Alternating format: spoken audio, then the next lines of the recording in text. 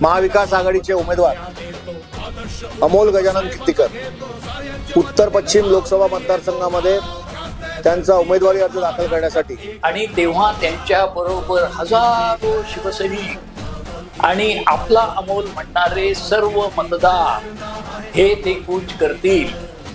आपण अर्ज भरताना बांद्रा पूर्व येथे सकाळी 11 वाजता उपस्थित राहतो। आमचे मत अमोल भैया। बोलो बजरंग की जय।